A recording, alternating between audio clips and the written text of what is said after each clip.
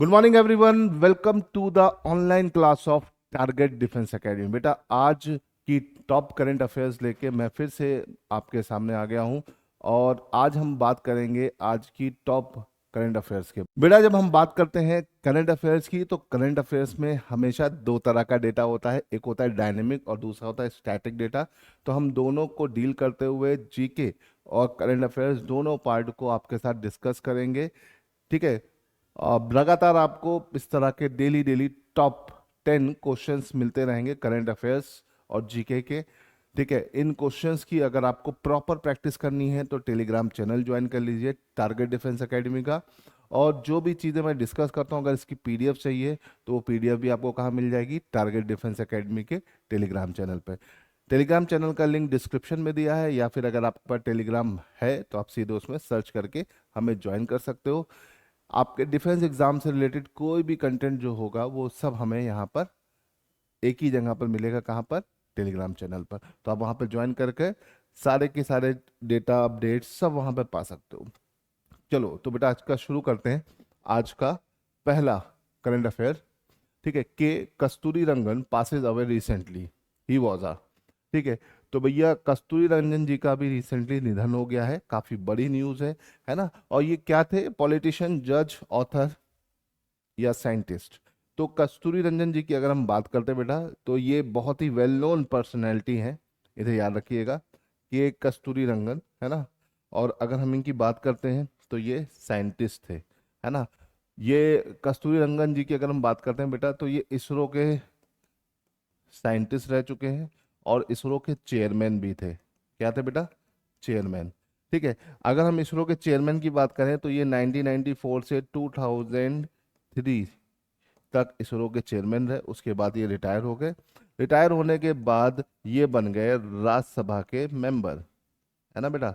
उसके बाद क्या बन गए? राज्यसभा के मेंबर। कब से कब तक? 2000 आपका 3 से 2009 के बीच ये राज्यसभा के मेंबर रहे। इसे ध्यान रखिएगा। बात धीरे धीरे करते करते इन्होंने बहुत सारी अचीवमेंट ले ली, है ना। इनको देखा जाए तो इंडिया के टॉप प्रेस्टिजियस अवार्ड जो होते हैं, भारत रत्न को छोड़ दिया जाए, जो भी पद्मा अवार्ड है, पद्मा अवार्ड बेटा, पद्मा अवार्ड में पद्म श्री, पद्म भूषण, है ना, और पद्म विभूषण, ये तीनों इनको मिले हुए हैं, याद रखिएगा। ठीक है। इसके अलावा आर्यभट्ट अवार्ड, होमी जहांगीर बाबा अवार्ड, बहुत सारे अवार्ड इनके नाम हैं। ठीक है। अगर हम बात करते हैं कस्तूरी रंजन जी की, तो ये इनकी डेथ से पहले ये चांसलर थे, याद रखिएगा। क्या थे? चांसलर थे। ठीक है। ये अगर हम बात करें तो ये सेंट्रल यूनिवर्सिटी ऑफ राजस्थान के चांसलर थे और NIIT यूनिवर्सिटी के चांसलर रह चुके हैं। इसके अलावा ये एक टाइम JNU के भी चांसलर रह चुके हैं, इसे याद रखिएगा। कस्तूरी रंगन जी की अगर हम बात करें तो इनका नाम कुछ कंट्रोवर्सी में भी आता है, जैसे अभी एक मूवी आई थी द नंबी इफेक्ट, रॉकेटरी, है ना। तो नंबी नारायण के टाइम में ये इसरो के चेयरमैन थे, जिन्होंने उस टाइम में नंबी नारायण के बहुत सारी बातों को इग्नोर कर दिया था। तो ये एक कंट्रोवर्सी में भी इनका नाम आया हुआ है, लेकिन ये बहुत बड़ी चीज़ नहीं है, नॉर्मली एक जनरलाइज चीज़ है। लेकिन जब हम यहाँ पे बात करते हैं किसके बारे में,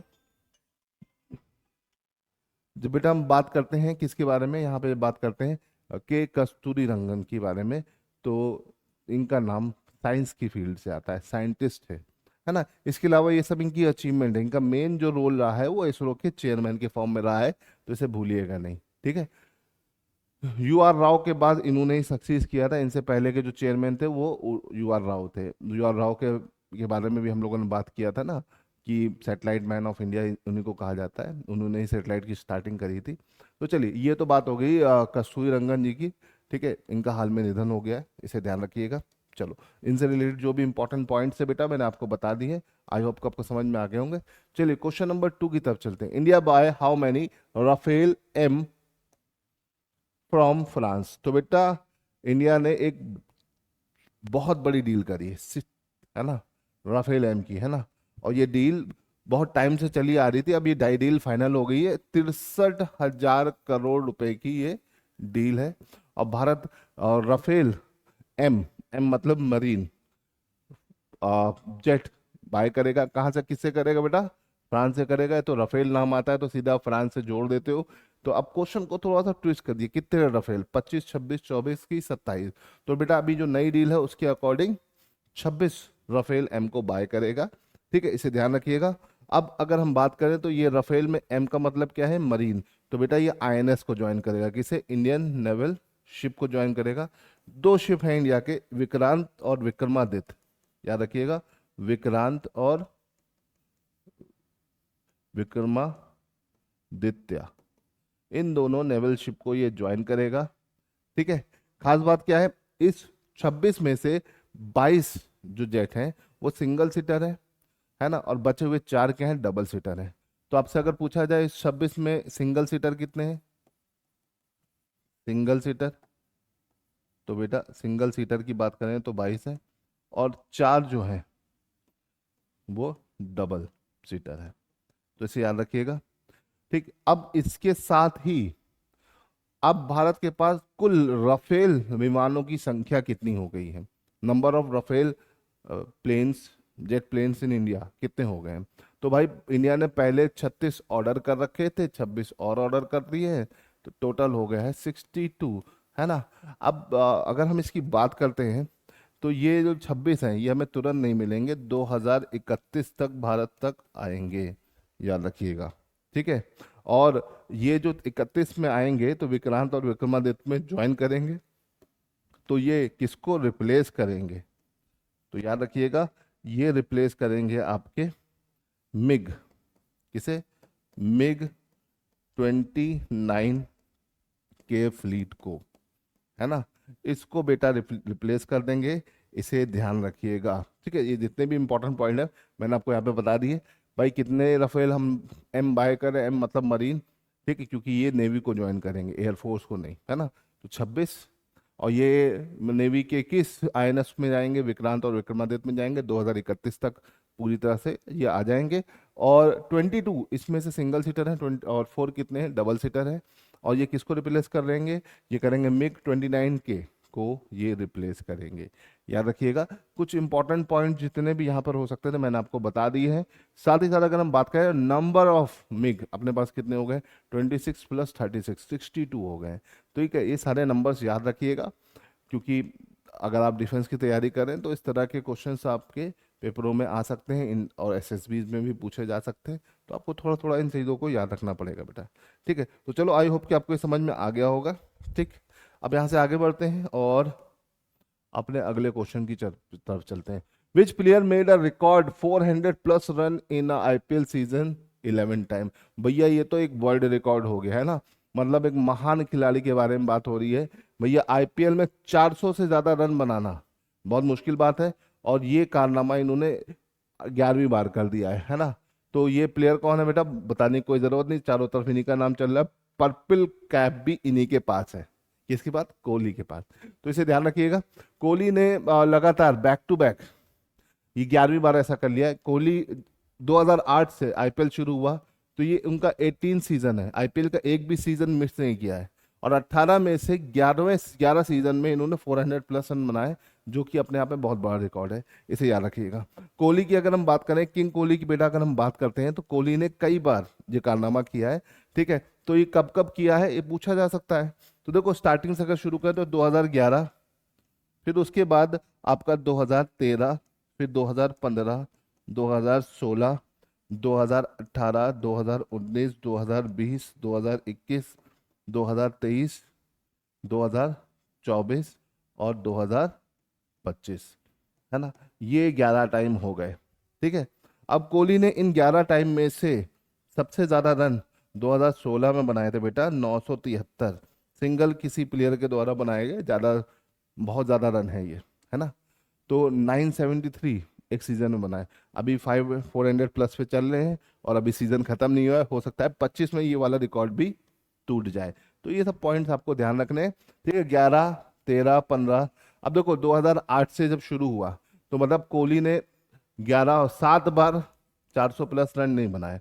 तो 7 बार बेटा कौन सा हो गया? 2008 का सीजन हो गया, 2009 का, 2010 का, ठीक है, 11 हो गया, 2012, 2014, 3, 2, 5, ठीक है, 17, 18, 19, 20, 21, 22, 22 का एक सीजन हो गया, ठीक है। तो ये 7 बार इन्होंने नहीं किया है, तो ये भी याद रखो सीधे। अगर आप ये याद रखोगे तो ये इतना लंबा याद रखने की जरूरत ही नहीं है। मेरे 7 याद करना आसान है कि 11 है, तो 7 याद करना आसान है। तो ये ऐसे भी आप याद कर सकते हो, जैसे भी आपको सही लगे, ठीक है। आई होप कि आपको समझ में आ गया होगा। विराट कोहली चलते फिरते एक रिकॉर्ड मशीन बन चुके हैं, मतलब जैसे फुटबॉल में मेसी और रोनाल्डो है, उसी तरह से आपका यहाँ पर विराट कोहली क्रिकेट में है, ठीक है। चलिए यहाँ पे आगे बढ़ते हैं। बहुत अच्छा और शानदार क्वेश्चन है, ठीक है, इससे आपके पेपर में क्वेश्चन बन सकता है। National movement launch to promote women's leadership in AI, है ना, महिलाओं की एआई में भागीदारी बढ़ाने के लिए भारत सरकार ने एक प्रोजेक्ट लॉन्च किया। उसका नाम क्या? AI Shakti, AI Kiran, AI women, AI plus plus. तो बेटा ये एआई किरण है। एआई किरण की अगर हम बात करें तो भारत सरकार के जो प्रिंसिपल साइंटिफिक सेक्रेटरी हैं,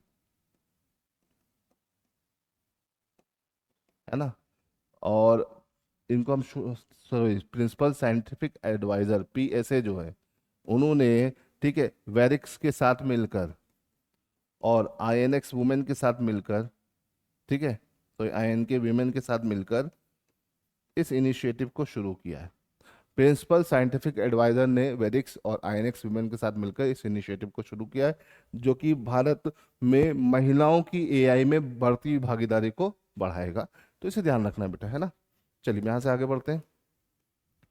हाँ भाई, सिमलीपाल नेशनल पार्क जो हाल फिलहाल में न्यूज में है, वो किस स्टेट में है? Similipal national park is a in situ conservation, याद रखिएगा। नेशनल पार्क बेटा क्या होते हैं? National park is a in situ, है ना। किस तरह के कंजर्वेशन होते हैं बेटा?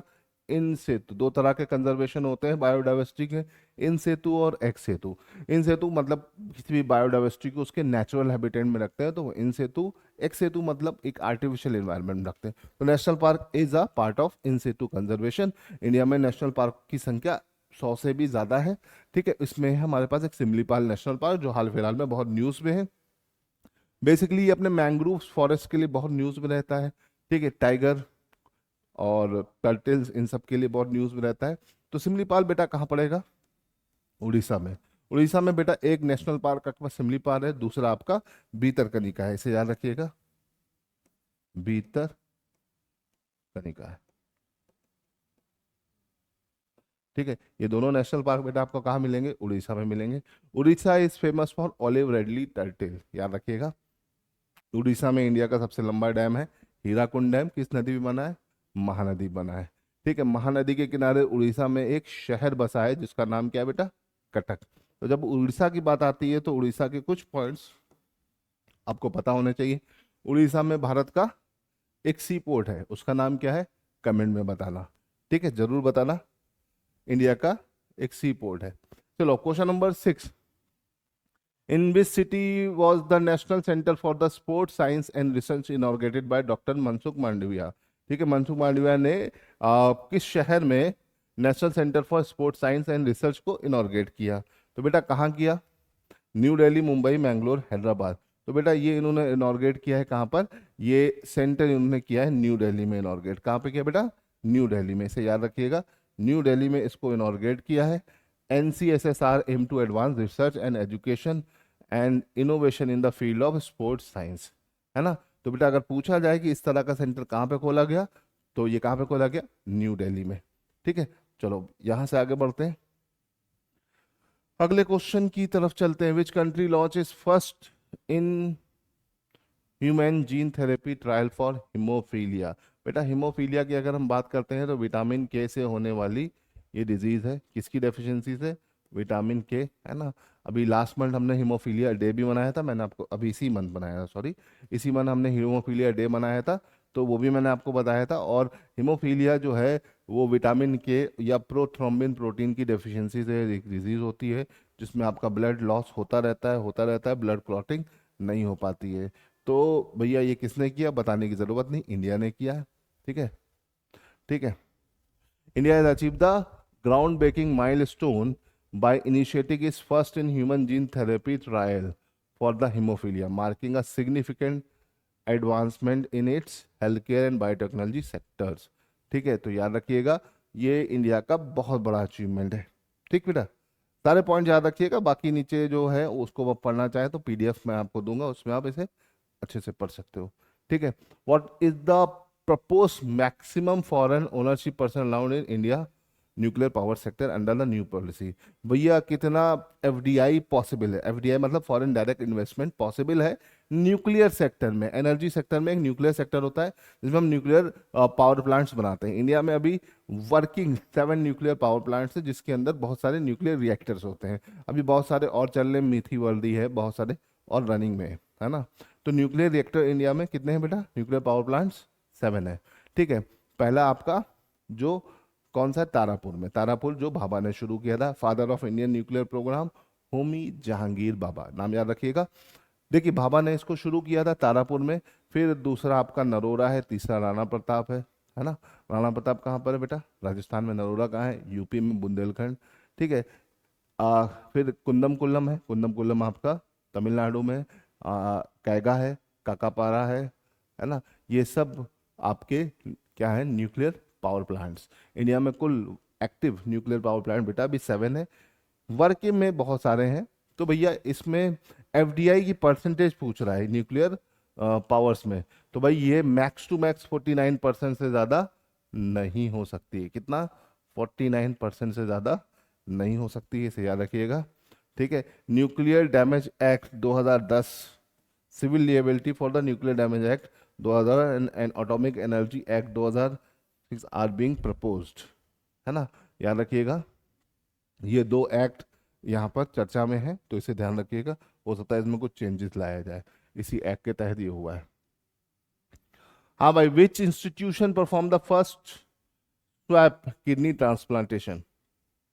तो भैया भारत का पहला किडनी ट्रांसप्लांटेशन किस एम्स ने किया, भोपाल, रायपुर, दिल्ली, पटना। तो भैया इसमें कोई दो राय नहीं है कि आज के टाइम में छत्तीसगढ़ वाला जो एम्स है वो काफी नाम कमा रहा है, रायपुर ने ऐसा किया। ठीक है, इसे याद रखिएगा, रायपुर।